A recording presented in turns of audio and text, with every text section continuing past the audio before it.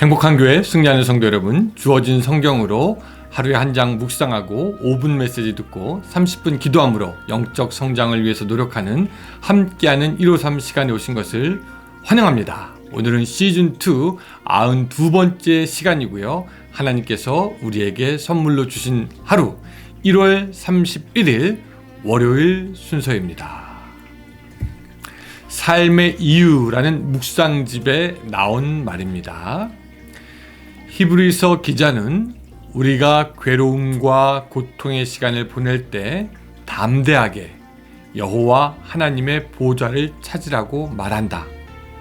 여호와 하나님 그리고 우리 주 예수 그리스도는 우리가 그를 찾고 구할 때마다 돕는 은혜를 주시기 위하여 언제나 준비하며 기다리고 계신다.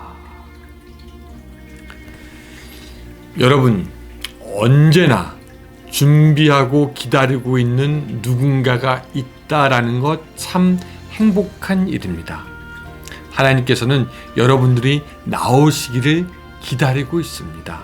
이것이 우리에게 바로 복인 줄로 믿습니다. 이번 주 한 주 살아가면서 걱정이 되시는 일이 있습니까? 하나님의 도우심이 필요합니까? 이 한 주일의 처음부터 하나님께 나아가 도움을 받고 승리하는 삶을 사는 여러분들이 되시기를 바라면서 자, 오늘 153 시작하겠습니다. 오늘 말씀은 창세기 27장 8절부터 14절까지의 말씀입니다. 창세기 27장 8절부터 14절까지 자, 제가 읽겠습니다.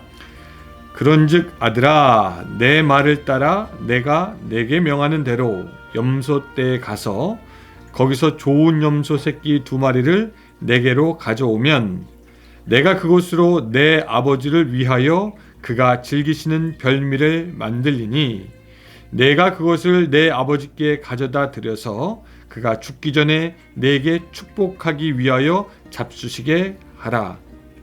야곱이 그 어머니 리브가에게 이르되 내 형 에서는 털이 많은 사람이요 나는 매끈매끈한 사람인즉 아버지께서 나를 만지실진데 내가 아버지의 눈에 속이는 자로 보일지라 복은 고사하고 저주를 받을까 하나이다.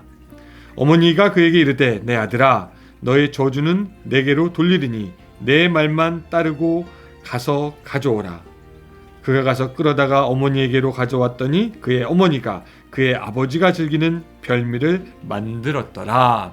아멘. 건드리면 더 매워. 여러분, 이게 어디서 나오는 말일까요? 건드리면 더 매워. 어린아이들이 샤워할 때 가끔 비누가 눈에 들어갈 때가 있습니다. 그럼 눈이 맵지요. 그럼 눈물이 나옵니다. 근데 이제 아이들이 그것을 자기가 닦는다고 손에 비누 거품이 그대로 묻어있는 채로 막 눈을 막 비빕니다. 그럼 어떻게 되죠? 눈이 더 맵습니다. 그럼 아이는 눈을 또 더 비빕니다. 그것을 본 엄마가 얘기하는 거죠. 야, 건드리면 더 매워. 건드리면 매워. 그냥 놔두라는 것입니다. 혼자서 무언가 해결하겠다고 해봤자 그렇게 해결이 되지 않습니다.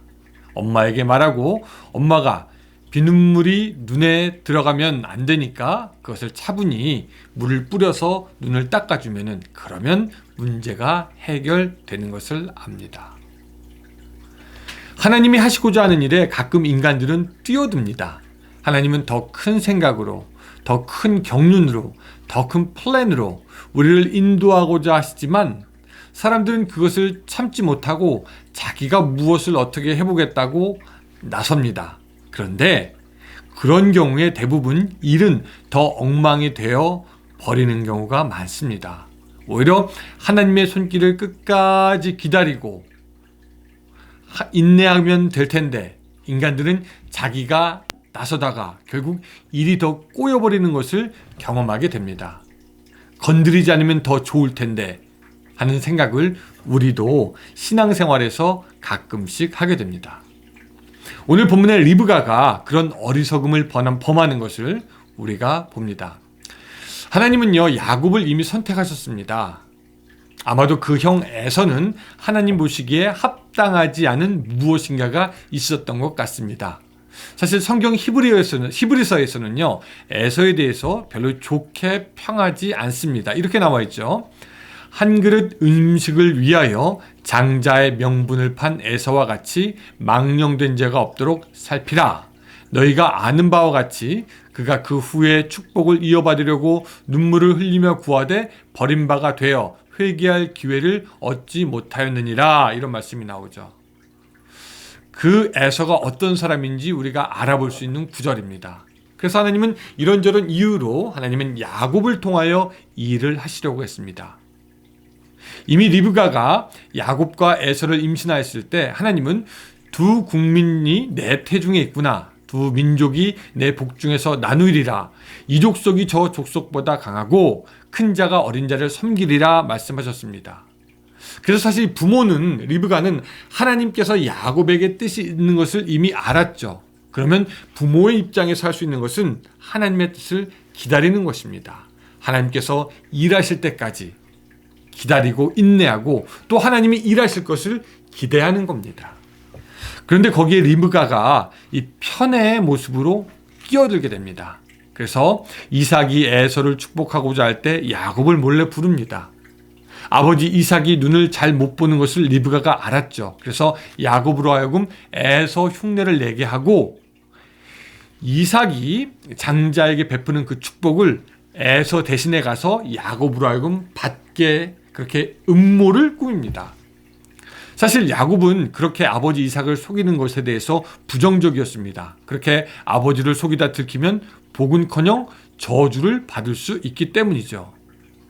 근데 여러분 여기서 리브가가 하는 말을 보시기 바랍니다. 자, 13절입니다. 어머니가 그에게 이르되 내 아들아 너의 저주는 내게로 돌리리니 내 말만 따르고 가서 가져오라고 합니다. 자, 저주는 내가 받을 테니까 아들 이삭이 아버지를 속이고 에서 대신에 몰래 복을 받게 할 것을 시키는 겁니다. 그리고 아무것도 모르는 이삭은 결국 속았고 장남 에서에게 돌아갈 복이 야곱에게 돌아가게 합니다.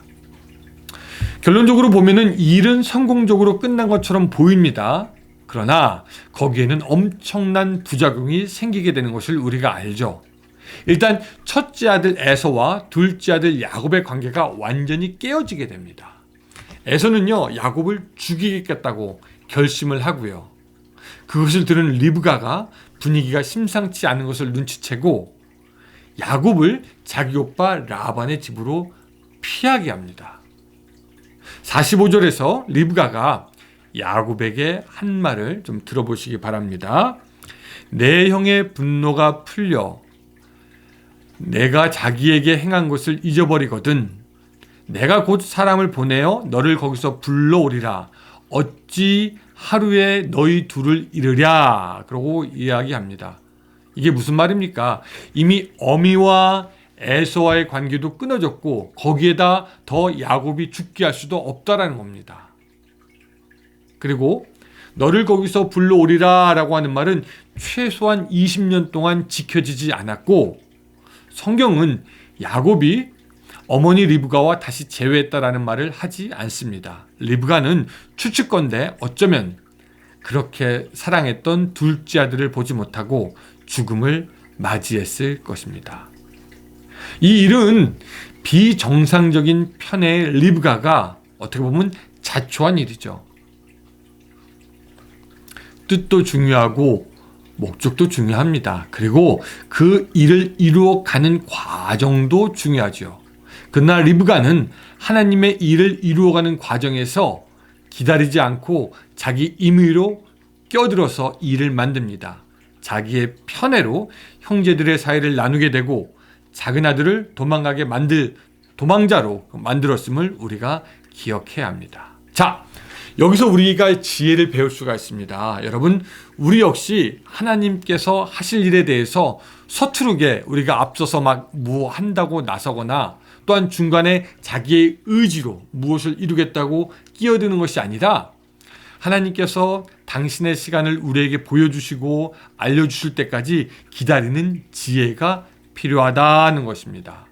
하나님께서 일하시도록 때로는 우리가 빠지는 것이 지혜이고 참고 인내하는 것이 귀한 것입니다. 오늘 리브가의 반면교사를 통해서 참고 인내하는 것을 배우시기 바랍니다. 또 어떤 목사님이 이렇게 이야기하는 것을 들었습니다. 이 목사님이 이야기가 참 재밌어요. 제가 소개하자면 이겁니다. 한자에서 이 편자가 들어간 말 대부분이 부정적인 의미로 쓰인다. 편애를 비롯해서 편당, 편견, 편식, 편중, 편집, 편증. 리브가를 반면교사로 삼아 우리들의 삶과 가정, 교회, 직장, 그리고 속한 공동체에서 이 편자를 제거할 수 있기를 바란다. 예. 리브가는요, 그녀의 편애로 결국 쓸쓸한 삶의 마지막을 맞게 됩니다. 여러분들의 삶에는 혹시 얼마나 편자가 많진 않습니까? 편견, 편애, 이런 거 말이죠. 오늘 리브가를 기억하시기를 바랍니다.